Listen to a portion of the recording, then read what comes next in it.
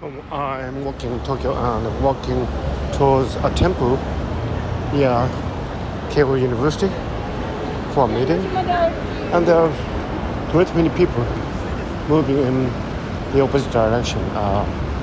In my life, I have come to a state where I would be typically moving in the opposite direction compared to many people because I don't follow the majority's lifestyle, and my clothes are actually sometimes different from that. So anyway, this is a situation that I'm accustomed to, and it's fitting to think about time here. My time is really enigmatic, and although I got my PhD in the physics department of University of Tokyo, I don't really think that the way physics or physical theories treat time is sufficient. And some scientists have tried to negate the reality of time. Well, McTaggart, in his famous paper in the journal Mind, discussed the unreality of time from different perspectives than this particular perspective that I am discussing here. When physicists try to negate the reality of time, they tend to do that in terms of mathematical formulas. And of course, in mathematics, there is no serious discussion of time.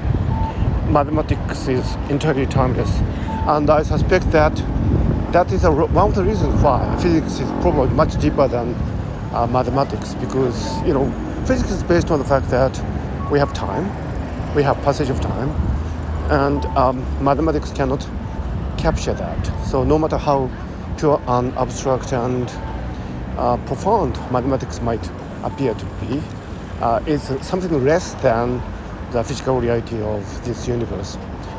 So when you formulate physical theories in terms of mathematical formulas, the acute reality of time is missing from that.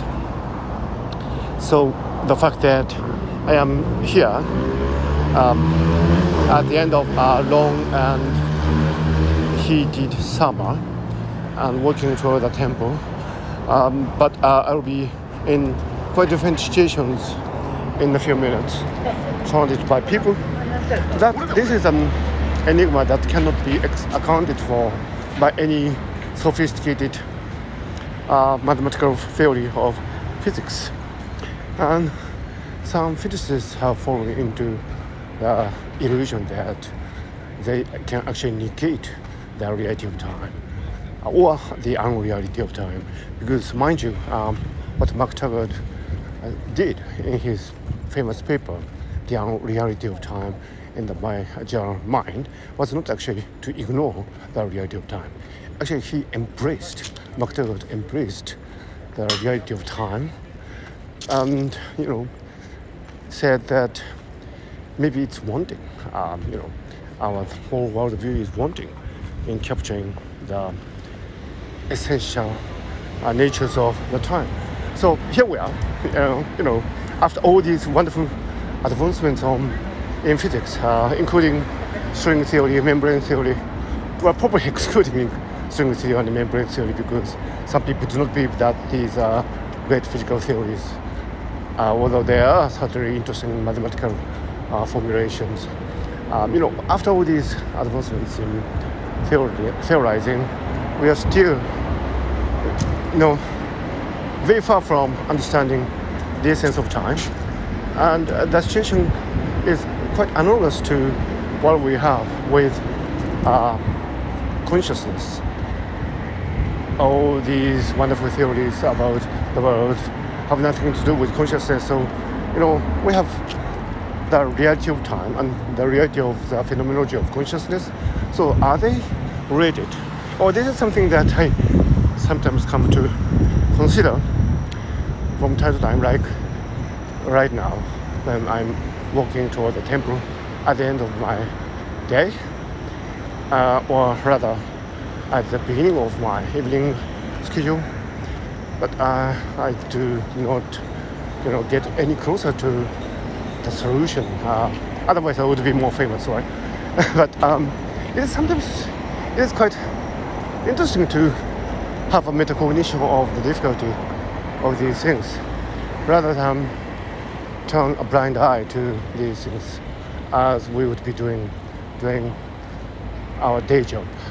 Because as a scientist, when I'm doing my day job, I can't really do justice to these difficulties because I can't actually we can't move even an inch closer to a solution. That one of the basic facts of life. By the way, when I talk with young students, I sometimes teach students, and I have my PhD and master's students at the University of Tokyo, and they often come up with this very fundamental question about time and so on, and that's their nature. I used to be like that when I was a student, and it's quite interesting, but it's quite also difficult. And I let them be, let myself be. All these questions would probably remain. It's sad, but we can just acknowledge that.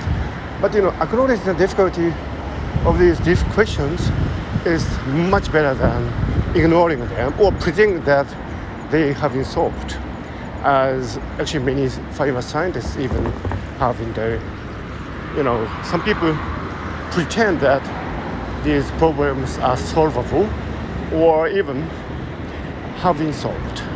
But that's simply not true. It's much better to admit that these cannot be solved than they have been solved. So anyway, I'm quite near the temple now, so I should stop recording here. I think the end of summer is quite near.